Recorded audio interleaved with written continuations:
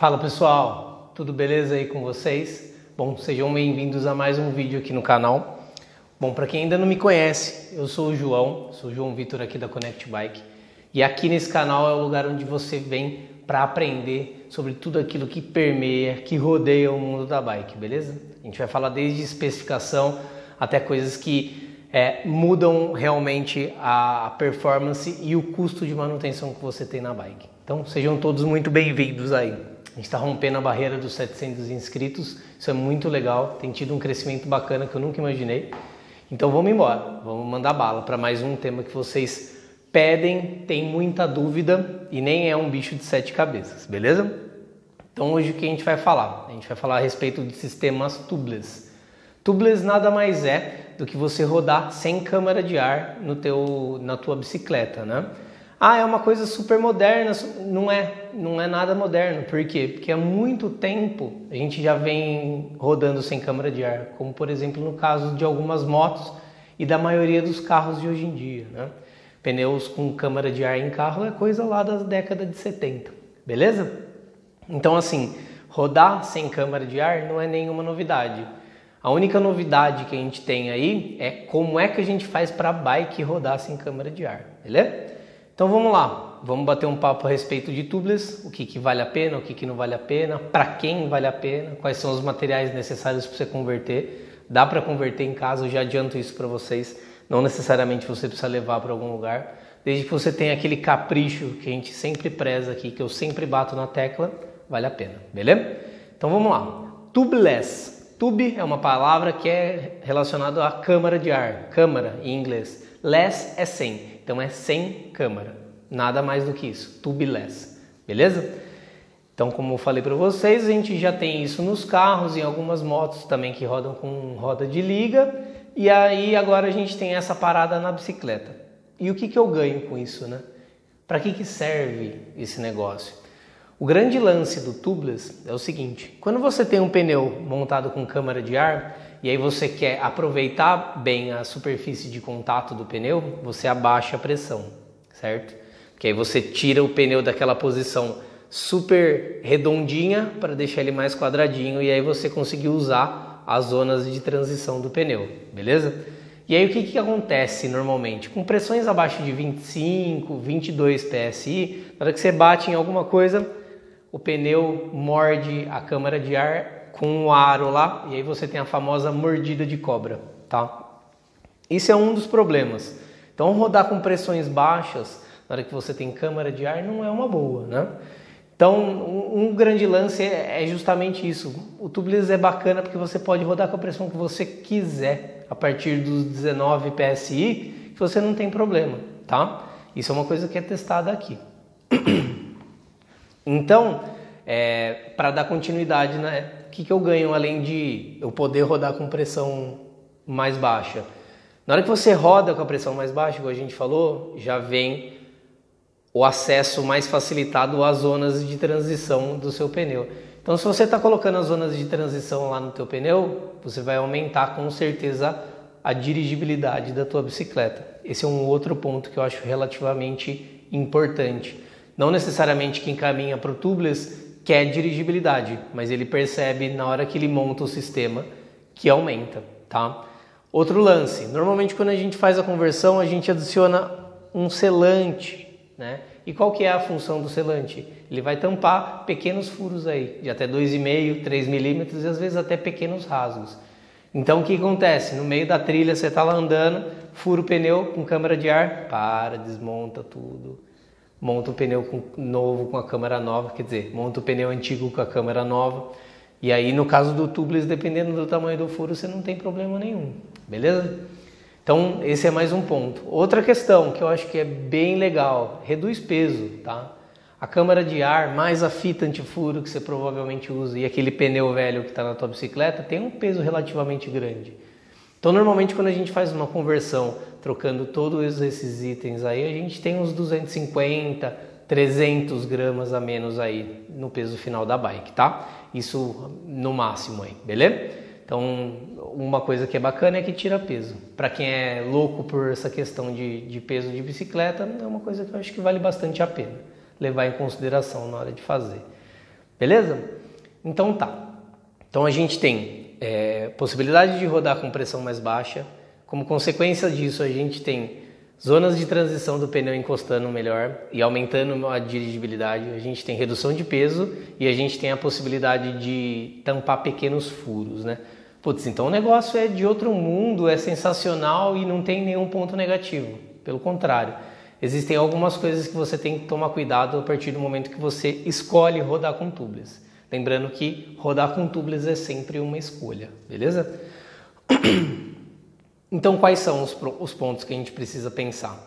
A gente precisa pensar que, como a gente altera e é uma conversão para tubeless, você precisa de uma manutenção preventiva em cima disso, tá? Então, o que você vai ter que fazer? Você montou a conversão hoje, seja na sua casa, seja no mecânico que você confia. Daqui 3 meses, 4 meses, você vai ter que ficar de olho nisso, vai ter que encostar, ver se o nível do selante está legal, se os bicos não estão entupidos, tá? Isso é uma possibilidade, isso acontece, tá? Dependendo do tipo de cuidado que você tem com a bike, beleza? Então, assim, exige um nível de manutenção muito mais detalhado, tá? E outra coisa, não pode deixar murchar o pneu e largar lá, porque o selante vai secar, vai formar uma cola embaixo do pneu, seu sistema não vai estar funcionando. Então, selante e conversão tubeless é bacana para quem realmente usa a bike, tá? Quem vai botar o negócio para usar, não para uma bike que roda uma vez por mês, porque aí provavelmente você vai ter alguns problemas, beleza? Esse é um ponto. Então, você precisa gastar, além da conversão, você precisa gastar com manutenção também. Mas que, no meu ponto de vista, essa manutenção é amortizada aí, porque cada vez que você fura a câmara de ar é remendo, é câmara nova e tudo mais, então vai dando elas por elas aí, beleza? Um outro ponto que é importante a gente falar, se rasgar rasgo grande, é o mesmo problema da câmara de ar, tá? Vai ter que montar uma câmara lá, não tem jeito. Se tiver um rasgão grandão lá, a gente na emergência vai ter que montar uma câmara de ar. Tá, beleza, mas eu já monto uma câmara de ar. Qual que é a diferença? A diferença é que vai ter selante lá dentro. Então vai ser aquela cola maluca lá dentro, tá? Então tem que levar isso em consideração. Putz, mas está falando de uma exceção. Tô falando, mas eu tô falando para alertar vocês, porque tem cliente que a gente fala, meu, monta, fica legal. Aí rasga o pneu, depois vem reclamar com a gente. Tá certo, tá todo o direito de reclamar. Por isso que eu sou extremamente claro com relação a vantagens e desvantagens do tubeless, beleza? Então, o outro lance aí, então, é caso você tenha um rasgo pronunciado que o selante não consiga selar, você vai ter que desmontar, colocar uma câmara de ar e mandar bala. Quando você chegar em casa e tudo mais, você pode mandar fazer um remendo a frio ou um remendo a quente, depende do tipo de profissional que você costuma trabalhar, e aí você monta o sistema tubeless de novo, né? Um refiozinho do selante vai ser necessário, montar a válvula de novo porque você teve que tirar ela para colocar da câmara de ar também, mas nada demais, beleza? E então assim, é um negócio que é um pouquinho mais caro, né, para manter, mas que eu acho que vale a pena e que se rasgar vai te dar problema sim, não tem como negar, né? E um outro ponto é que não dá para você montar tubeless com qualquer pneu. Normalmente os pneus tubeless ready, vem escrito TR na lateral dele, né? Ou então 2 Bliss tubeless, né? Como vem nos Specialized, eles são pneus que eles têm um preparo para receber esse selante e para o selante não vazar para fora, tá? Então normalmente, né? Tô falando de uma maneira geral, nem todo pneu vai ser assim. Mas normalmente pneus com 60 TPI, né, que é a quantidade de tramas por polegada que ele tem, ele já aguenta o tubeless. Mas assim, toda vez que você for comprar um pneu, ele vai ser Kevlar de 60 TPI para cima, claro que tem exceções, como eu disse, e ele vai ter uma indicação nele que ele é para tubeless, tá? Não adianta você falar, vou dar um exemplo, Maxxis Icon. Maxxis Icon, ele tem a versão tubeless e a versão sem tubeless. Muda quase R$100 de um para o outro, tá? Ah, dá para montar? Ah, dá para montar, mas cara, vai ficar vazando selante, vai dar problema na hora de vedação, não vale a pena, tá? Sendo bem sincero, porque você está fazendo uma conversão, beleza? Então, na hora de se atentar, na hora de fazer, se atentar a que tipo de pneu que você está usando. Não dá para converter pneu de arame também, beleza? Então, acertar aí na hora da escolha do pneu aí, né? Acho que o grande lance disso tudo é isso. E aí vamos bater um papo a respeito do que a gente usa para converter, né? Lembrando que é uma conversão. Existem rodas que vêm prontas, tá?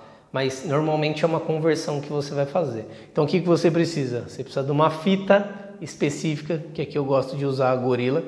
Uma fita para a gente tirar aquela fita de aro que vai aqui dentro, aplicar essa daqui que ela vai fazer a vedação do aro em relação aos nipples aqui, onde saem os raios, beleza? Você precisa garantir que o ar não vai entrar por aqui e sair por aqui. Show? Então a primeira coisa é arrancar a fita antiga e colocar uma fita bacana. Tem várias marcas, tem da própria Stan Snow Tubes aqui, tem N outras marcas. Eu gosto muito de trabalhar com a Gorilla porque ela dura realmente bastante. Ela se assemelha a uma Silver Tape, mas o grande lance é o seguinte: a Silver Tape ela tem o mesmo solvente do selante, tá? Não exatamente o mesmo, mas eles reagem, então a fita vai soltando. Essa daqui não, beleza? Esse é um toque aí, porque tem gente que começou a converter com Silver Tape e na hora fica lindo, depois ela começa a penetrar por baixo ali da cola da fita. Show? Então beleza, resolvemos um dos problemas aí, que é a vedação do aro em relação ao nipple, tá? Com a fita. Depois o que a gente vai precisar? A gente vai precisar de um bico específico, porque normalmente não, né? Sempre o teu bico vai estar na câmara. Então você vai precisar de um cara desse daqui, vai fixar ele no lugar e já era. É um bico simples, sem a câmara de ar, tá? Isso aqui é encontrado facilmente. Vocês devem estar até achando esquisito eu estar falando disso numa hora que tá todo mundo rodando com tubeless, mas eu gostaria de tirar as dúvidas de vocês, beleza? Então fita, bico e aí a coroa do esquema, né? A cereja do bolo é o selante. Eu poderia montar sem selante? Dependendo do pneu você poderia sim, né? Só que aí você não teria essa questão da segurança de passar num arame, num preguinho ou num rasguinho e o pneu se fechar sozinho. Então já que você está fazendo uma conversão, a gente faz com selante, tá?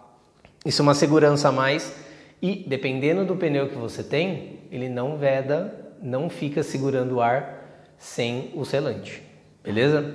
Então o que a gente usa? Fita, parzinho de bico, um bico para cada roda, certo? E o selante. E aí muito capricho na hora de montar. Como é que é o passo a passo? Então eu vou desmontar o pneu da roda, beleza? Desmontei o pneu da roda, eu vou tirar aquela fita, aí eu vou limpar muito bem o aro por dentro, vou passar uma lixa 600 ou uma 800 lá dentro para tirar qualquer resíduozinho, vou limpar novamente e aí eu vou aplicar a fita. A fita você vai sempre tensionando ela, você não vai aplicar e ficou mais ou menos, não, tem que ser esticando ela, que ela vai ganhando o formato do aro, beleza? Não precisa dar 2, 3 voltas igual a galera falou, eu faço normalmente com uma volta, é só capricho, tá?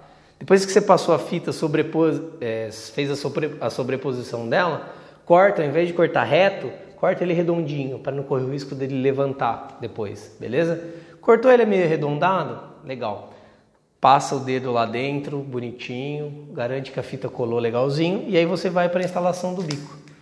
Instalou o bico, vamos botar o pneu, tiro a válvula do bico para facilitar, para aumentar o fluxo de ar que vai passar ali para dentro. E normalmente eu calibro com compressor ou com cilindrinho de CO2, porque ele expande rápido. Depende do pneu, dá para você montar com bomba. Depende da roda, dá para você montar com a própria bomba de pé, tá? Mas eu acho melhor você fazer isso com um compressor ou com cilindros de CO2. Sendo um compressor a melhor opção, beleza? Na hora que você vestiu o pneu lá bonitinho, tirou o miolinho da válvula, o pneu tá todo ajeitado lá, você vai, mete pressão no bicho. Ele vai colar, vai talonar, como a gente chama, né? Vai talonar o pneu no aro.